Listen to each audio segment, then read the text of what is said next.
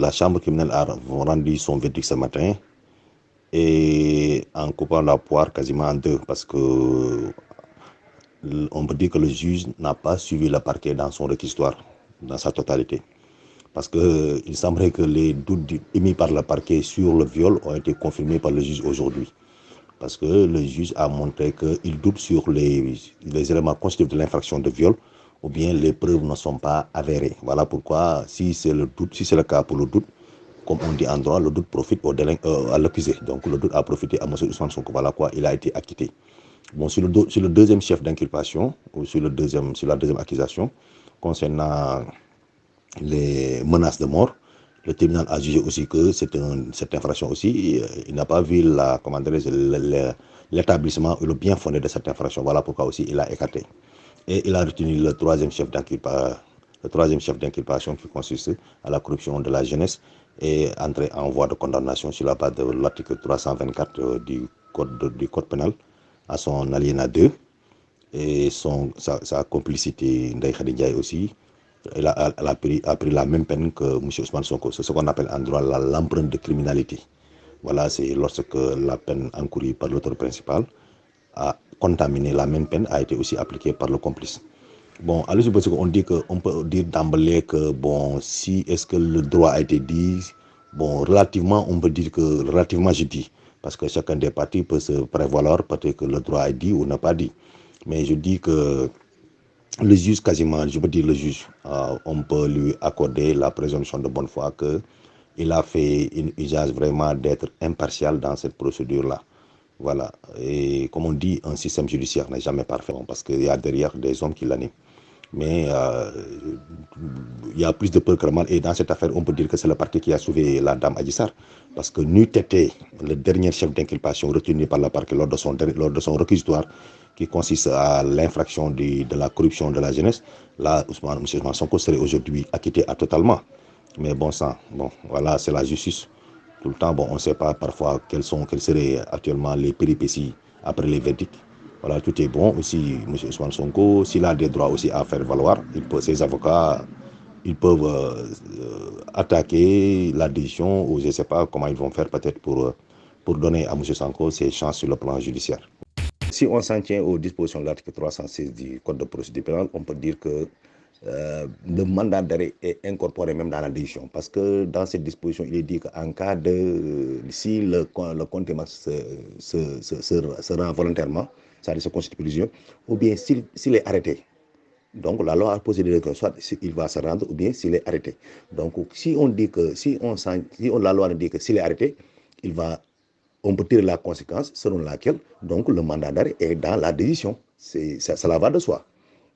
Sinon, la loi n'aurait pas dit si le contumace se constitue prisonnier ou bien s'il est arrêté. Donc, par conséquent, ce terme-là nous renvoie que la décision du juge qui déclare l'accusé par contumace, jugé par contumace, donc la décision va de soi. Donc, le mandat d'arrêt va de soi. Tout de même aussi, le parquet peut, après avoir obtenu la décision, peut exécuter la décision, voilà, demander à ce que M. Ousmane Sonko soit mis aux arrêts. Voilà, merci. Il convient de régler ces deux termes-là qui consistent de requalification d'une infraction et disqualification d'une infraction. On dit que le juge a requalifié les infractions lorsque le juge quitte d'une infraction moins grave pour aller retenir une infraction la plus grave. On dit qu'un juge a disqualifié l'infraction lorsqu'il quitte une infraction la moins grave pour aller migrer vers une infraction plus grave. Bon, puisque le juge a neutralisé l'élément légal de l'infraction de viol pour aller vers une infraction de délictuelle qui est la corruption de la justice, on dit que le juge a requalifié. Mais il a disqualifié là-bas, à gauche, le viol. Il a disqualifié le viol pour le remplacer par le viol et la menace de mort avec arme pour retenir ce qu'on appelle un délit. Donc le juge, puisque le juge a quitté l'infraction de crime pour venir à une infraction délictuelle, donc on dit que le juge a disqualifié. Donc plus grave, moins grave. Si c'était le contraire, on dit requalifié. Requalifié, ça dit moins grave, plus grave. Mais dans ce cas de figure-là, aujourd'hui, M. Sonko a bénéficié de ce qu'on appelle de la disqualification. Le juge de la chambre criminelle a disqualifié l'infraction de crime, qui est le viol, pour aller venir prendre ce qu'on appelle une infraction délictuelle, qui est ce qu'on appelle la corruption de la jeunesse. Et la corruption de la jeunesse, c'est différent de la corruption de mineurs. La corruption de jeunesse existe et c'est prévu par l'article 324 alinéa 2 du code pénal. Voilà, qui dit que vraiment toute personne qui tente de faciliter de façon habituelle, c'est-à-dire des jeunes filles qui ont plus de 20 ans, 21 ans, pour avoir des facilités, voilà, dans des facilités sexuelles ou à la débauche, dans ce cas-là, c'est ça, c'est une faute de corruption morale, pour avoir des faveurs sexuelles envers des jeunes filles. Voilà. C'est ça qu'on appelle le délit de corruption de la majorité. C'est différent de la minorité. La minorité, c'est moins de 16 ans, quoi. Voilà, merci. Et c'est puni par les dispositions de l'article 224. Il est puni d'une peine d'emprisonnement allant de 1 an à 3 ans au plus.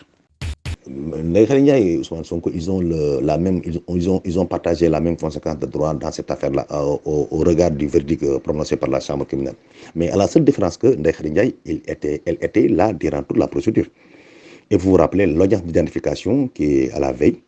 Ndeye Khady Ndiaye s'est présentée devant le greffe de la chambre criminelle pour s'identifier et donner des gages de représentation à juger.